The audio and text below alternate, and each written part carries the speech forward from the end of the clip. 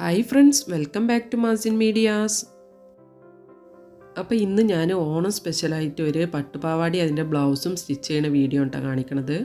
ഒരു 10 വയസ്സായ കുട്ടിക്കുള്ള പാവാടിയും ബ്ലൗസുമാണ് ഞാൻ ഇന്ന് സ്റ്റിച്ച് ചെയ്തെടുക്കുന്നത്. ഇത് സ്റ്റിച്ച് ചെയ്തെടുക്കാനായി ഞാൻ പട്ടുപാവാടിൻ്റെ ക്ലോത്ത് മുറിച്ചെടുത്തതല്ല കേട്ടത്. ഞാൻ സെപ്പറേറ്റ് ഓരോ കളറിലുള്ള പീസുകൾ മുറിച്ചെടുത്ത് കണ്ടത് സെറ്റ് ചെയ്തെടുക്കുകയാണ് ചെയ്യുന്നത്. ഇതിൻ്റെ പാവാട ചെയ്തെടുക്കാനായി ഞാനൊരു ഓഫ് വൈറ്റിലുള്ള സിൽക്ക് കോട്ടണിൽ പെട്ട ഒരു പീസ് മുറിച്ചെടുത്താണ് കേട്ടത്. അതേ ക്ലോത്ത് തന്നെയാണ് ഞാൻ ബ്ലൗസിനുള്ള ഈ നെവി ബ്ലൂ മുറിച്ചെടുത്തിട്ടുള്ളത്.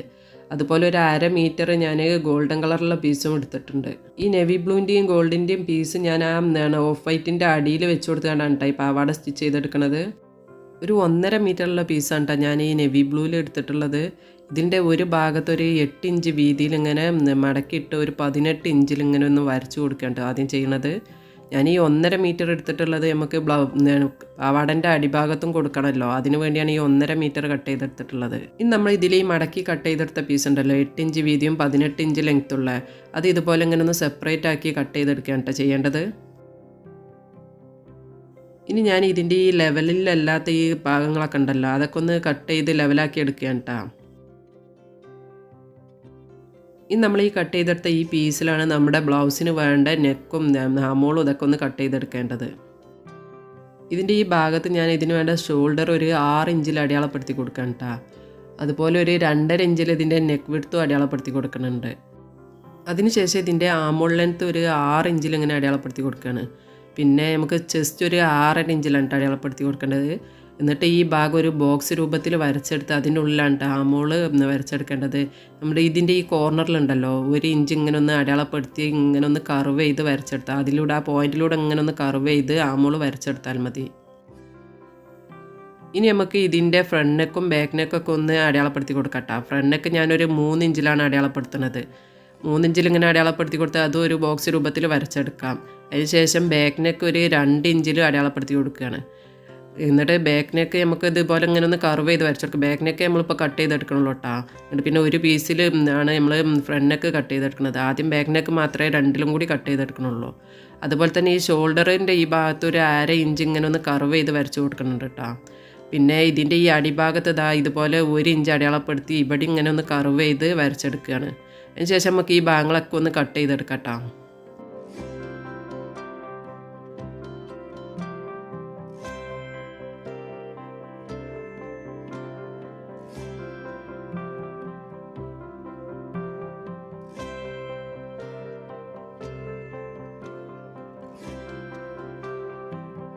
അങ്ങനെ നമ്മളിപ്പോൾ വരച്ചെടുത്ത ഭാഗങ്ങളൊക്കെ കട്ട് ചെയ്തെടുത്തിട്ടുണ്ട് കേട്ടോ.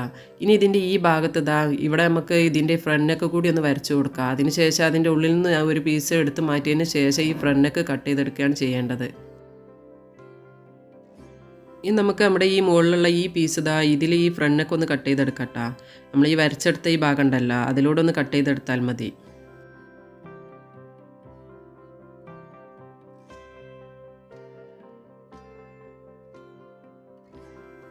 ഇനി നമുക്ക് ഇതിന് വേണ്ട സ്ലീവാണ് കേട്ടോ കട്ട് ചെയ്തെടുക്കേണ്ടത്.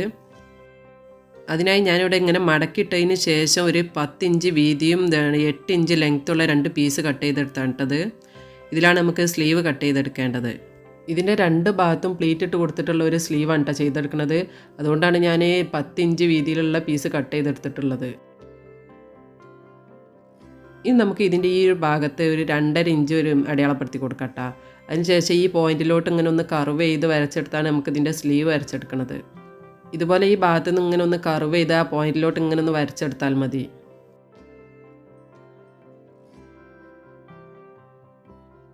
ഇനി നമ്മൾ സ്ലീവിന് വേണ്ടി കർവ് ചെയ്ത് വരച്ചെടുത്ത ഈ ഭാഗം ഉണ്ടല്ലോ, ഇത് ഇതുപോലെ ഒന്ന് ഇങ്ങനെ കട്ട് ചെയ്ത് കൊടുക്കുകയാണ് ചെയ്യേണ്ടത്.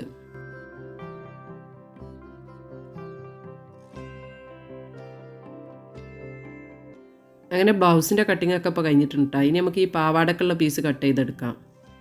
ആദ്യം നമ്മൾ ഈ 2 മീറ്ററിൽ എടുത്തിട്ടുള്ള ഈ പീസ് ഉണ്ടല്ലോ, അതൊന്ന് നിവർത്തിയിട്ടതിന് ശേഷം ഒന്നിങ്ങനെ മടക്കിയിട്ട് കൊടുക്കുകയാണ് ചെയ്യേണ്ടത്. കട്ട് ചെയ്യാൻ എളുപ്പത്തിനാണ് ഇതുപോലെ ഇങ്ങനെ ഒന്ന് മടക്കിയിട്ടെടുക്കുന്നത്. ഇനി നമ്മുടെ പാവാടക്ക് വേണ്ട ലെങ്ത്ത് ഒരു 31 ഇഞ്ചാണ് കേട്ടോ. അത് ഞാൻ ഈ പീസിൽ അടയാളപ്പെടുത്തി കൊടുക്കുകയാണ്. അതിന് ശേഷം നമ്മൾ അടയാളപ്പെടുത്തിയ അത്രയും ലെങ്ത്തിലുള്ള പീസ് ഒന്ന് കട്ട് ചെയ്തെടുക്കുകയാണ് ചെയ്യേണ്ടത്.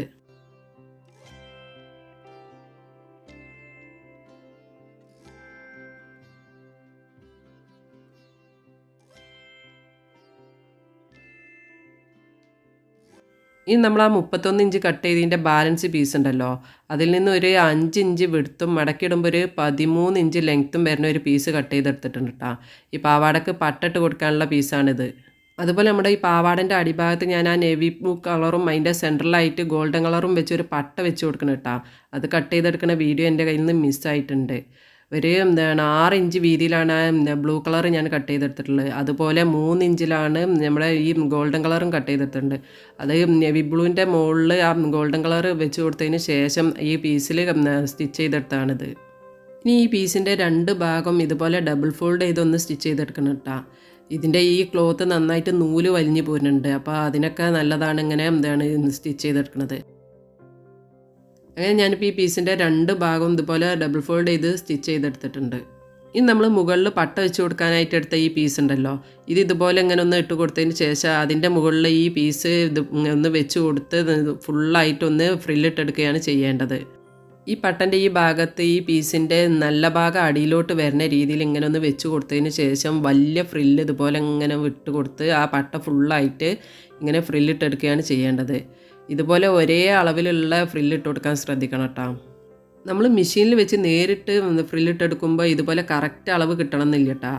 അതിന് ഏറ്റവും നല്ലത് ഇതുപോലെ ഇങ്ങനെ ഒരേ അളവിൽ ആദ്യം ഈ പട്ടം ഇങ്ങനെ ഫ്രില്ലിട്ടെടുത്ത് ഇതുപോലെ പിന്ന് കുത്തി കൊടുത്തുകൊണ്ട് മെഷീനിൽ വെച്ച് സ്റ്റിച്ച് ചെയ്തെടുത്താൽ മതി.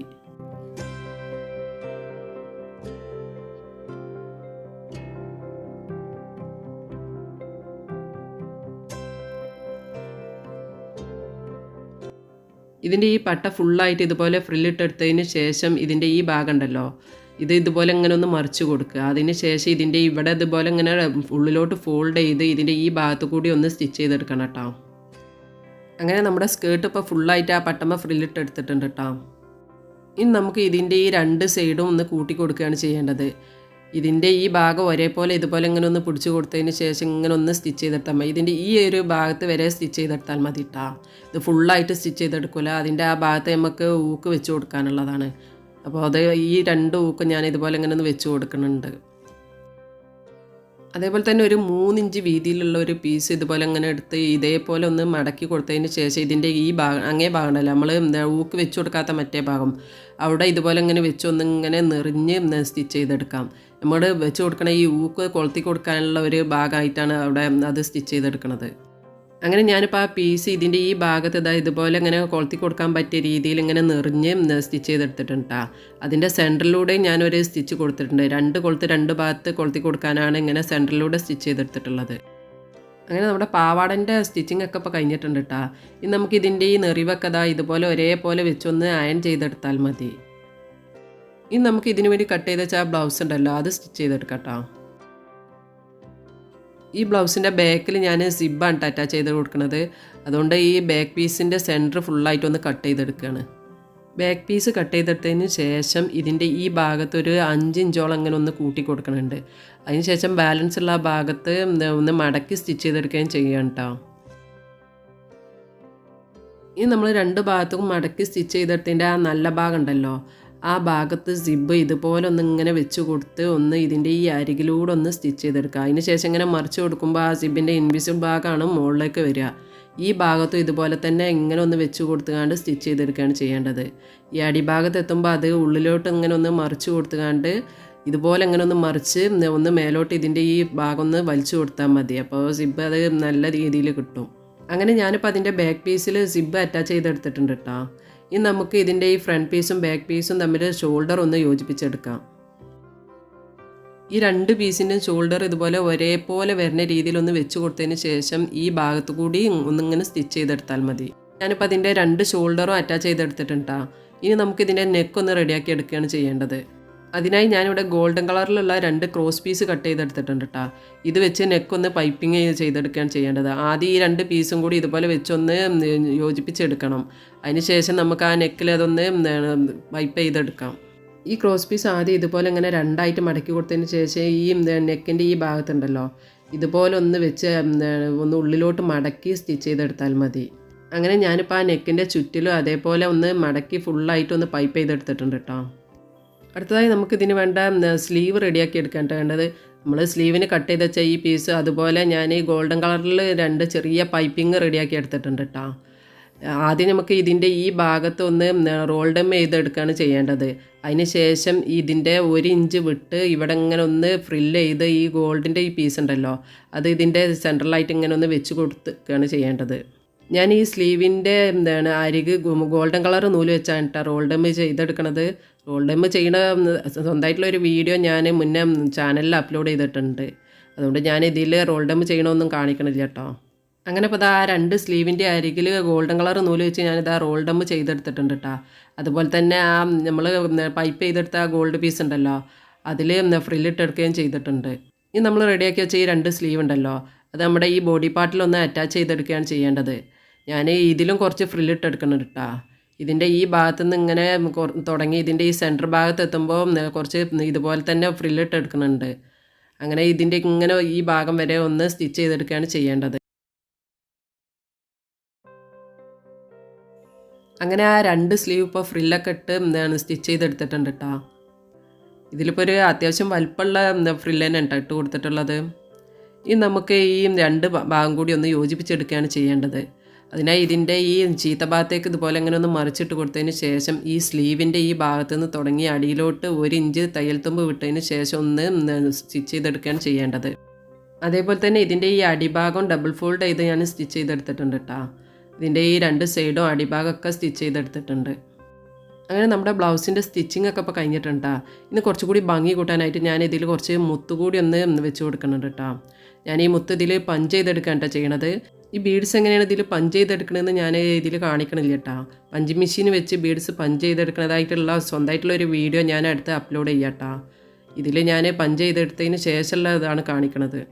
അങ്ങനെ ഞാനിപ്പോൾ ബീഡ്സൊക്കെ പഞ്ച് ചെയ്തെടുത്തിട്ടുണ്ട് കേട്ടോ. ബീഡ്സ് കൂടി ചെയ്തെടുത്തപ്പോൾ നല്ലൊരു ഹെവി ലുക്ക് കിട്ടിയിട്ടുണ്ട് ഈ ബ്ലൗസിന്. ഈ ഓഫ് വൈറ്റ് പാവാട ആയതുകൊണ്ട് ഇതിലേക്ക് ഈ ബ്ലൂ കളർ ബ്ലൗസ് വന്നപ്പോൾ നല്ല ഭംഗിയുണ്ട് കേട്ടോ കാണാൻ. രണ്ടും കൂടി സെറ്റ് ചെയ്ത് കാണുമ്പോൾ നല്ല ഭംഗിയുണ്ട്. ഇതിപ്പോൾ ഞാനൊരു 10 വയസ്സായ കുട്ടിക്കാണ് കേട്ടോ ചെയ്തെടുത്തിട്ടുള്ളത്. നിങ്ങൾക്ക് കുട്ടികളുടെ വയസ്സിനനുസരിച്ച് ഇതിൻ്റെ അളവിൽ ചെറിയ മാറ്റങ്ങളൊക്കെ വരുത്തിയാൽ മതി. അങ്ങനെ നമ്മുടെ പാവാടയും ബ്ലൗസും നേരിട്ട് കാണുന്നതിനേക്കാളും ഭംഗിയായിട്ടുണ്ട് കേട്ടോ ഇതിങ്ങനെ ഇട്ട് കാണുമ്പോൾ. പിന്നെ നിങ്ങൾക്ക് ഈ വീഡിയോയെക്കുറിച്ച് എന്തെങ്കിലുമൊക്കെ അഭിപ്രായങ്ങളൊക്കെ ഉണ്ടെങ്കിൽ താഴെ കമൻറ്റ് ബോക്സിൽ എന്നെ എഴുതി അറിയിച്ചാൽ മതി കേട്ടോ. ഞാനതിൽ മറുപടി തന്നുകൊണ്ട്. ഇനി ഇൻഷാ അല്ലാഹ് ഇതുപോലത്തെ നല്ലൊരു വീഡിയോയുമായി നമുക്ക് വീണ്ടും കാണാം.